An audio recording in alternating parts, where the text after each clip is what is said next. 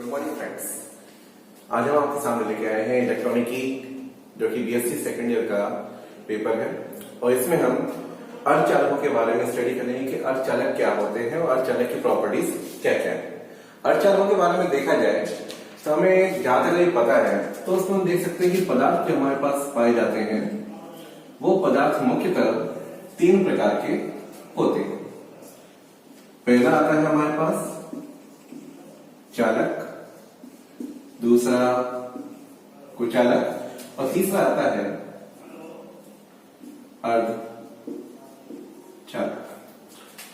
चालक, कुचालक और अर्धचालक, इन तीनों में मुख्यतः अंतर क्या है? वर्तमान में हम किसे पढ़ रहे हैं, चालक को, कुचालक को या अर्धचालक को?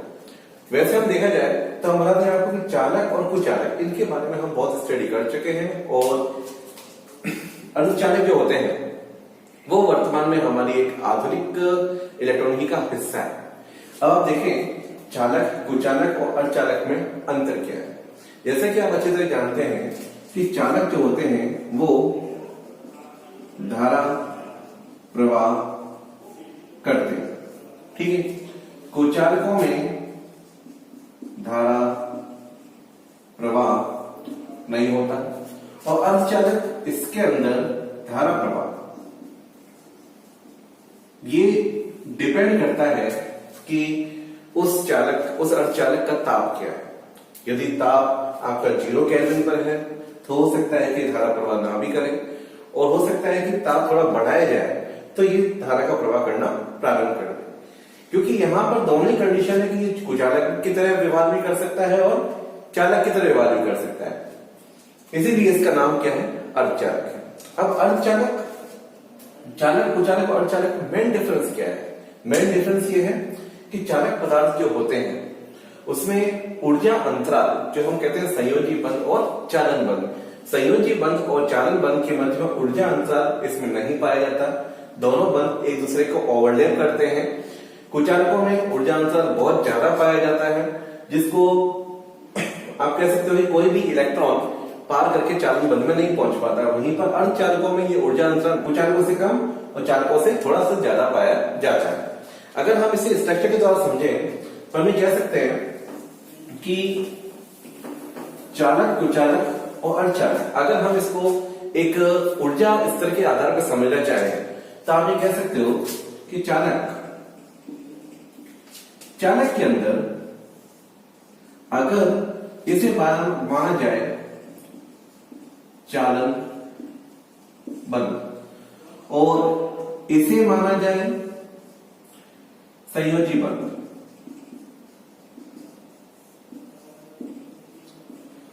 और आपको पता है कि संयोजी बंध की जो ऊर्जा होती है वो चालन बंध की ऊर्जा से थोड़ी सी कम होती है।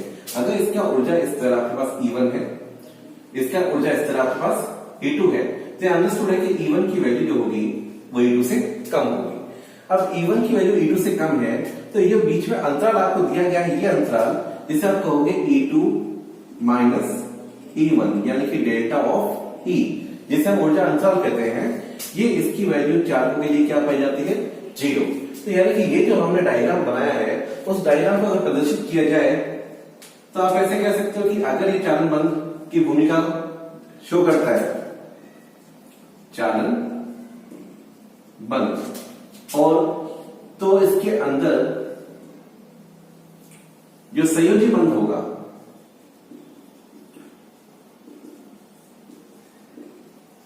वो एक दूसरे को ओवरलैप करेंगे और ये ओवरलैपिंग वाला पार्ट है जो कि एक दूसरे के ऊपर ओवरलैप करता है। अब यहां पर संयोजी बंध में आपको पता है कि मुक्त इलेक्ट्रॉन पाए जाते हैं, ठीक है। अब ये मुक्त इलेक्ट्रॉन, क्योंकि यहां संयोजी बंध के अंदर जो ऊर्जा है और चालन बंध की जो ऊर्जा है, दोनों ऊर्जाएं यहां से हमने देखा कि E1 बराबर है E2 के। अब क्योंकि E1 बराबर है E2 के, इसलिए डेल्टा ऑफ E क्या है, 0 है। अब ये ऊर्जा स्तर 0 होने की, ऊर्जा अंतर 0 होने के कारण ये इलेक्ट्रॉन बिना किसी रोक टोक या बिना ऊर्जा दिए इस क्षेत्र से इस क्षेत्र में आसानी से आवागमन कर सकते हैं। तो इसका मतलब हम ये कह सकते हैं कि किसी धातु को यदि ऊर्जा ना दी जाए फिर भी इलेक्ट्रॉन संयोजी बंध से चालन बंध में आसानी से आ जा सकता है। इस प्रकार की प्रकृति रखने वाले जितने भी पदार्थ होते हैं उन पदार्थों को हम क्या बोलते हैं, चालक। ठीक है, अगर इसको मैथमेटिकल तरीके से देखा जाए कि इसकी ऊर्जा अंतर का मान कितना होगा, तो यहां पे आपको पता लगेगा कि इसका मान क्या है, 0 है। अब 0, लेकिन क्या इसकी जीरो जूल है, क्या है, तो इसकी यूनिट क्या होती है, that is electron volt. 0 electron volt, जिससे इलेक्ट्रॉन वोल्ट कहा नहीं जाएगा क्योंकि उसकी वैल्यू क्या है, 0 है, तो इसकी मात्रा का कोई अस्तित्व नहीं रह जाता। तो इसलिए हम ये कह सकते हैं कि यहां ऊर्जा अंतराल आपके पास 0 पाया जाता है। वहीं पर अगर हम कुचालकों की बात करें,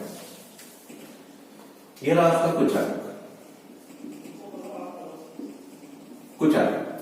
कुचालक पदार्थ अगर हम लें तो कुचालक पदार्थों के अंदर ये ऊर्जा अंतराल, ये आपका चालन बल और यहां आपका संयोजी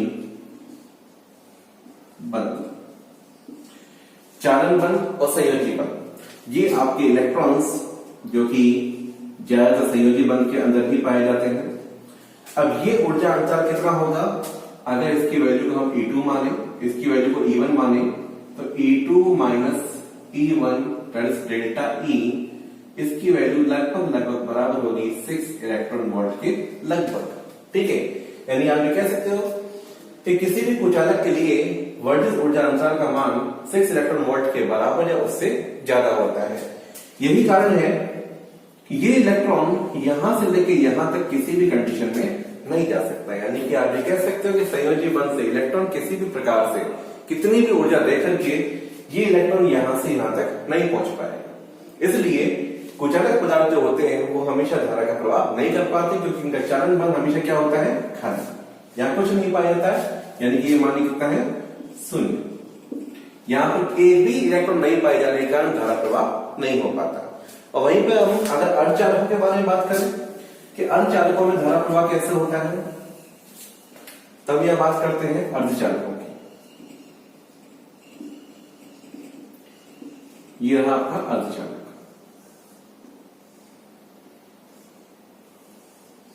यहां हम ऊर्जा अंतराल को थोड़ा सा कम कर देते हैं, जो कि चालकों से थोड़ा सा अधिक है।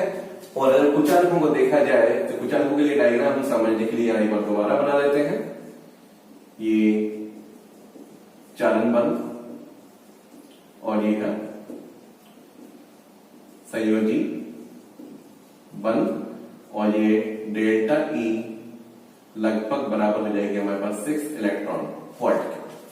यहां पर आपके पास मुक्त इलेक्ट्रॉन नहीं है, क्योंकि सारे के सारे इलेक्ट्रॉन आपके कहां पर हैं, संयोजी बल में। यहां पर इलेक्ट्रॉन 0 है और इलेक्ट्रॉन 0 होने के कारण यह धारा प्रवाह संभव नहीं है। अब बात करते हैं हम किसकी, अर्धचालकों की। अर्धचालक यहां पर संयोजी बंध के अंदर इलेक्ट्रॉन पाए जाते हैं।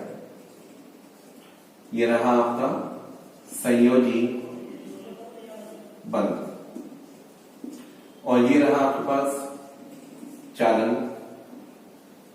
बंध। अब संयोजी बंध और चालन बंध, इसके बीच में ऐसा क्या रिलेशन है कि यहां पे इलेक्ट्रॉन आसानी से पहुंच जाता है। तो हम आपको बता दें कि यहां पर ऊर्जा E2 और यहां ऊर्जा E1 रखी जाए तो डेल्टा ऑफ E, जिसकी वैल्यू E2 माइनस E1 के बराबर होती है, इसका मान जो होगा वो लगभग 1.1 इलेक्ट्रॉन वोल्ट के अप्रोक्स पाया जाता है। ठीक है, इतना कम ऊर्जा स्तर होने के कारण, ऊर्जा अंतराल होने के कारण आसानी से इलेक्ट्रॉन क्या होता है, एक ऊर्जा स्तर से दूसरे ऊर्जा स्तर तक आराम से पहुंच जाता है। अब यहां पर अगर ऊर्जा इसको दी जाए तो मान लीजिए ये इलेक्ट्रॉन यहां से एक्साइट होकर के यहां पहुंच गया, तो यहां पे क्या था, ये बन गया आपके पास हॉल, क्योंकि ये इलेक्ट्रॉन आपका यहां जा चुका है। अब यहां पर इस स्थिति को फुल करने के लिए ये इलेक्ट्रॉन जब यहां जाएगा तो ये हॉल इस तरफ आ जाएगा। ठीक है, ये इलेक्ट्रॉन इस रिक्त स्थान को कंप्लीट करने के लिए यहां आएगा तो हॉल इसके इस तरफ चला जाएगा। तो यानी आप ये कह सकते हो कि इलेक्ट्रॉन जब इस तरफ मूव करते हैं तो आपके हॉल जो होते हैं वो अपोजिट डायरेक्शन में मूव करते हैं, यानी कि ऋण आवेश जिस दिशा में मूव करेगा उसके अपोजिट डायरेक्शन में कौन मूव करेगा, धन आवेश। और धन आवेश को यहाँ पे क्या कहा गया है, हॉल। ये मुक्त इलेक्ट्रॉन और इसे हम कहेंगे हॉल। ठीक है, तो यहाँ पर इलेक्ट्रॉन ऊर्जा देने के पश्चात संयोजी बंध से चारण बंध में आसानी से पहुंच गया, परंतु ये काम कब हुआ? जब हमने ऊर्जा दी। अगर हमने ऊर्जा 1.1 इलेक्ट्रॉन वोल्ट से कम दी होती तो इलेक्ट्रॉन यहां से यहां नहीं पहुंच पाता, यानी कि हमारा अर्धचालक कुचालक की तरह व्यवहार करता। क्योंकि यहाँ पर जब एक भी इलेक्ट्रॉन नहीं होगा तो ये क्या बन जाएगा? कुचालक बन जाएगा। अब क्योंकि हमने ऊर्जा इसे नहीं दी है या ऊर्जा दी है तो उसकी वैल्यू 1.1 इलेक्ट्रॉन वोल्ट से कम है, तो इस ऊर्जा पर इलेक्ट्रॉन यहां नहीं पहुंच सकता। इसका मतलब चारण बंध हमारे पास क्या रहेगा? खाली रहेगा। और चारण बंध खाली रहने की स्थिति में ये अर्धचालक जो है हमारे किसी तरह कार्य करेंगे? कुचालकों की भांति। और वहीं पर जब हमने इसे ऊर्जा देना स्टार्ट किया 1.1 इलेक्ट्रॉन वोल्ट से ज्यादा, तो यहाँ पर इलेक्ट्रॉन जब चारण बंध में जाना स्टार्ट कर देंगे तो यहाँ पर इलेक्ट्रॉन चारण बंध में आना शुरू हो जाएंगे, और आना शुरू हो जाएंगे तो हमारे पास ये जो इलेक्ट्रॉन्स हैं, ये इलेक्ट्रॉन यहाँ पर भी उपस्थित होंगे। तो संयोजी बंध और चारण बंध दोनों में इलेक्ट्रॉन होने के कारण ये हमारा अर्धचालक चालकों की भांति व्यवहार करेगा। ठीक है, तो इस प्रकार से हम ये कह सकते हैं कि चालक, कुचालक और अर्धचालक, ये हमारे पास चालक है और यह कुचालक है। तो चालक का डायग्राम, कुचालकों का डायग्राम और चालकों का डायग्राम, इस प्रकार से हम समझ सकते हैं कि ऊर्जा बंध के आधार पर पदार्थों को हम 3 प्रकार के भागों में कैसे बांट सकते हैं। अब हम बात करते हैं पूरी तरह अर्धचालकों के बारे में। अर्धचालक,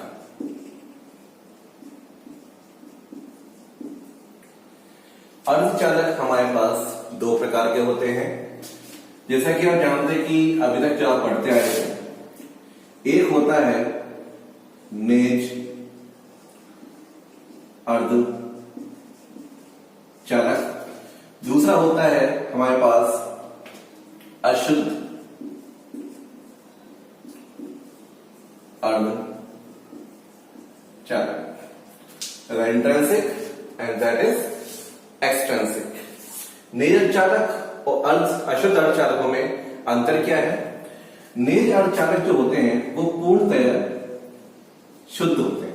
ठीक है, यानी कि आप ये कह सकते हो कि नेज अर्धचालक के अंदर केवल एक ही तत्व के परमाणु पाए जाते हैं, जिससे मुख्यतः आता है हमारे पास सिलिकॉन, जर्मेनियम और तीसरा है गैलियम ऑर्सनाइड। गैलियम ऑर्सनाइड, इसके अंदर सिलिकॉन, जर्मेनियम को मुख्यतः प्राथमिकता दी गई है। गैलियम ऑर्सनाइड का उपयोग जब हम एलईडी वगैरह बनाते हैं उस समय करते हैं। ठीक है, तो सिलिकॉन और जर्मेनियम ये मुख्य रूप से हमारे पास नेज अर्धचालक का कार्य करते हैं। ठीक है, सिलिकॉन और जर्मेनियम 0 केल्विन टेम्परेचर पर जीरो केल्विन टेम्परेचर पर अर्धचालक का कार्य करते हैं। अर्धचालक 0 केल्विन पर अर्धचालक है, ताप बढ़ाओगे चालकता बढ़ेगी तो ये कुचालकों से चालकों में परिवर्तित हो जाएंगे। ठीक है, जैसा कि अर्धचालकों की प्रकृति होती है। अब क्योंकि सिलिकॉन और जर्मेनियम कमरे के ताप पर या रूम टेम्परेचर पर धारा का प्रवाह नहीं करते, इसलिए अशुद्ध अर्धचालकों का निर्माण किया जाता है। अब अशुद्ध अर्धचालक क्या होते हैं? अगर नेज अर्धचालक इनकी चालकता में वृद्धि करने के लिए कुछ अशुद्धि मिला दी जाए तो बनने वाला अर्धचालक क्या कहलाएगा? अशुद्ध अर्धचालक। यानी कि हम कह सकते हैं सिलिकॉन या जर्मेनियम प्लस इसके अंदर होगी अशुद्धि मिला दो सिलिकॉन जर्मेनियम में, क्या बन जाएगा? आपके पास अशुद्ध अर्धचालक बन जाएगा। और अशुद्ध अर्धचालक जो होगा वो कम ताप पर भी धारा का प्रवाह आसानी से कर देगा। ठीक है, अब ये सिलिकॉन और जर्मेनियम का स्ट्रक्चर कैसा होता है, अशुद्ध अर्धचालक उनके साथ कैसे बनाए जाते हैं, जो हम यहाँ नाम ले रहे हैं अशुद्धि, वो अशुद्धि होती क्या है, इन सब के बारे में अब हम डिस्कस करेंगे। जैसा कि हमने बताया आपको कि हम नेज अर्धचालकों के बारे में पहले डिस्कस कर रहे हैं। तो नेज अर्धचालक, नेज अर्धचालक, नेज अर्धचालक इसके अंदर सबसे पहले हम कहते हैं कि इसका स्ट्रक्चर किस प्रकार का होता है। जो सिलिकॉन जर्मेनियम हमारे पास है, सिलिकॉन और जर्मेनियम। सिलिकॉन और जर्मेनियम जो हमने लिए हैं नए अर्धचालक के रूप में, उसका स्ट्रक्चर कैसा होगा वो हम यहां बताते हैं कि सिलिकॉन का जब हम देखें कि इसका परमाणु क्रमांक क्या होता है 14, और वहीं जर्मेनियम का शायद 32। सिलिकॉन इज 14 है, 1s2, 2s2, 2p6, 10 हो गया, and now the 3s2, 3p2, 6 for 10 and 4 14। वहीं पर germanium 1s2, 2s2, 2p6, 3s2, 3p6, 4s2, 3d10 and 4p2। The total is 6, 7, 8, 9, 10, 10 and 10, 20 and 10, 30 and 2, 32। Totally हम आप कह सकते हैं 3, and that is outer shell. Outer shells में कितने electron रहेंगे टोटल 4। ये आउटर सेल्स कितने इलेक्ट्रॉन 2 and 2 4। यानी कि आप ये कह सकते हो कि नेज अर्धचालक जो होते हैं उनमें बाह्यतम ऊर्जा कक्ष, जिसे आप कहते हो संयोजी बंध या संयोजी कक्ष, उसके अंदर 4 और 4 इलेक्ट्रॉन पाए जाते हैं। ठीक है, यानी आप ये कह सकते हो कि सिलिकॉन जर्मेनियम दोनों की संयोजकता जो होती है वो 4 पाई जाती है। अब 4 अष्टक का नियम जैसा कि आपको पता है कि कम से कम आपको 8 इलेक्ट्रॉन होने चाहिए, या फिर आप कह सकते हो कि कक्षक पूर्ण भरा होना चाहिए, तब जाकर ये कहीं वो तत्व का परमाणु स्टेबल हो पाता है, स्थायी अवस्था में रह सकता है। अब 4 और 4 8, पर ये 4 अलग है, ये 4 अलग है, यानी कि 4 इलेक्ट्रॉन या तो ये दे सकता है या 4 इलेक्ट्रॉन ले सकता है, जिससे कि इसके अस्तर के नियम की पालना हो जाए।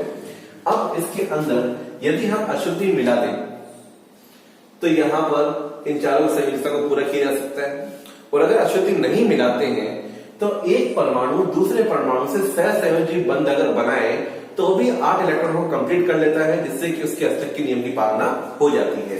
जैसे एग्जांपल तौर पे हम देखा जाए कि सिलिकॉन जर्मेनियम में एक स्ट्रक्चर लेके चलते हैं कि संयोजी बंध बनता कैसे। जैसे कि सिलिकॉन एक परमाणु, सिलिकॉन का स्ट्रक्चर हमने इस तरीके से लिया है कि एक परमाणु को चारों ओर से सिलिकॉन के अन्य परमाणु के द्वारा जोड़ दिया गया। ठीक है, अब यहां पर इन दोनों के बीच में संयोजी बंध, ये संयोजी बंध इस प्रकार से आपस में जब ये संयोजी बंध का निर्माण करते हैं तो अष्टक के नियम की पालना भी पूरी हो जाती है। कैसे, ये आपको अभी मैं इलेक्ट्रॉनिक विन्यास में इलेक्ट्रॉन को सेट करके फिर बताऊंगा।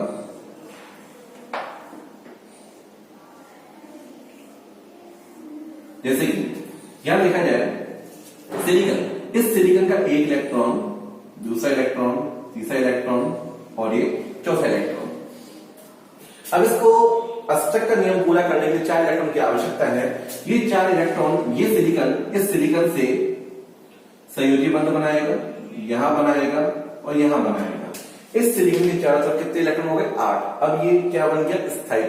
ठीक है, इसी प्रकार से इस सिलिकॉन के लिए 1 2 3 4 5 6 7 8 कहीं दूसरे परमाणु से ये संयोजी बंध बनाएगा।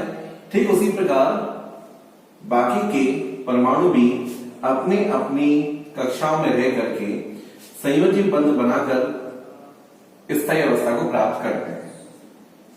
इस तरह से आप डायग्राम प्लॉट कर सकते हो कि ये सिलिकॉन का वो डायग्राम है जो कि व्यक्त करता है कि संयोजी बंध बनाने के बाद में सिलिकॉन किस प्रकार से स्थायी अवस्था में रह पाता है।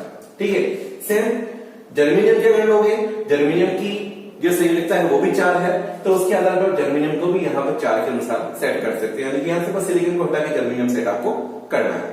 ठीक है, यानी कि हम कह सकते हैं कि शुद्ध नेय अर्धचालक जो होते हैं उनके परमाणु में परस्पर संयोजी बंध पाया जाता है। ठीक है, अब संयोजी बंध पाया गया, अगर हम इसे अशुद्ध अर्धचालक में परिवर्तित करें तो हमें क्या करना होगा। अब अशुद्ध अर्धचालक, उससे पहले हम बात करते हैं किसकी, अशुद्धि की। अशुद्धि या तो तीसरे या पांचवें समूह में से पाई जाती है। अब तीसरा समूह और पांचवा समूह किसका, आवर्त सारणी का। आवर्त सारणी के तीसरे समूह में और पांचवें समूह में आपने देखा होगा कि जो तत्व पाए जाते हैं उन तत्वों के परमाणु जो होते हैं उनमें तीसरा और पांचवें का मतलब है कि उसके बाह्यतम कोश में 3 इलेक्ट्रॉन है और इसके बाह्यतम कोश में 5 इलेक्ट्रॉन है। ठीक है, तो 3 इलेक्ट्रॉन और 5 इलेक्ट्रॉन यानी कि ये इलेक्ट्रॉन का आदान प्रदान कर सकते हैं। तीसरा प्रकार, तीसरा ग्रुप और पांचवा ग्रुप, जैसा कि आप जानते हो कि तीसरे ग्रुप में क्या आ सकता है और पांचवें ग्रुप में क्या आ सकता है। जैसे कि हम जानते हैं आर्सेनिक, आपका है पास आर्सेनिक, एंटीमनी, फास्फोरस इत्यादि। इन सब के जो बाह्यतम कोश होता है उसमें 5 इलेक्ट्रॉन पाए जाते हैं। ठीक है, वहीं पर आपके पास तीसरे ग्रुप के लिए अगर देखा जाए तो boron, gallium, indium, boron, gallium, indium, boron, gallium और इंडियम, इन धातुओं में या इन तत्वों में बाह्यतम कोश में 3 इलेक्ट्रॉन पाए जाते हैं। ये कुछ ऐसे तत्व हैं जो कि अशुद्धि का कार्य करते हैं, यानी कि अगर इसमें से कुछ अशुद्धि इसके अंदर मिला दी जाए तो यहाँ पर जो बनने वाले अर्धचालक जो हैं वो नेय अर्धचालक ना होकर किसमें परिवर्तित हो जाएंगे, अशुद्ध अर्धचालकों में। अब अशुद्ध अर्धचालकों में इसका परिवर्तन कैसे होगा वो आप देखिए कि यदि यहां पर हम नेय अर्धचालक को लेते हुए मान लीजिए आपने फास्फोरस लिया, फास्फोरस जिसके कि 5 इलेक्ट्रॉन बाह्यतम कोश में पाए जाते हैं। ठीक है, अब ये 5 इलेक्ट्रॉन जब फास्फोरस इस सिलिकॉन पर अपनी स्थिति लेगा तो ये सिलिकॉन यहां से बाहर निकलकर यहां से सहसयोजी बंध को तोड़ता हुआ बाहर आ जाएगा और अपने 4 इलेक्ट्रॉन को साथ में लेकर आएगा। तो यहां पर हम ऐसा देखें कि ये सिलिकॉन यहां से हटा देते हैं और इसके 4 इलेक्ट्रॉन भी ये साथ में लेके चला गया। अब सिलिकॉन अपने 4 इलेक्ट्रॉन को लेके चला गया, लेकिन इसकी जगह पर कौन आया, फास्फोरस। फास्फोरस की जैसी एंट्री होती है यहां पर, ये आ गया पास फास्फोरस। फास्फोरस आते ही यहां पर 1 इलेक्ट्रॉन, 2 इलेक्ट्रॉन, 3 इलेक्ट्रॉन और 4 इलेक्ट्रॉन। अब बचा हुआ इसका क्या है, 5वां इलेक्ट्रॉन, जो 5वां इलेक्ट्रॉन इसके पास यहां रहेगा। ठीक है, और ये 5वां जो इलेक्ट्रॉन है इसे हम कहेंगे मुक्त इलेक्ट्रॉन, यानी कि फ्री इलेक्ट्रॉन। और ये इलेक्ट्रॉन, ये फास्फोरस परमाणु 1 इलेक्ट्रॉन देने की क्षमता रखता है, यानी कि आप ये कह सकते हो कि P जो है वो एक प्रकार से दाता परमाणु का रोल यहां प्ले करेगा। तो जो P है यहां पर फास्फोरस का परमाणु वो बन जाएगा धन आयन। क्या बनेगा, धन आयन, क्योंकि जो परमाणु इलेक्ट्रॉन को त्यागता है या इलेक्ट्रॉन देता है उससे हम कहते हैं धन आयन, और जो इलेक्ट्रॉन को ग्रहण करेगा उससे हम क्या बोलेंगे, ऋण आयन। तो यहां पर ये जो हमारे पास नेय अर्धचालक हुआ करता था उसकी फास्फोरस से जैसे हमने संक्रिया कराई तो फास्फोरस से डोपिंग होते ही यहां पर जो अशुद्ध अर्धचालक बना, अब ये नेय अर्धचालक से बदल गया किसमें, अशुद्ध अर्धचालक है।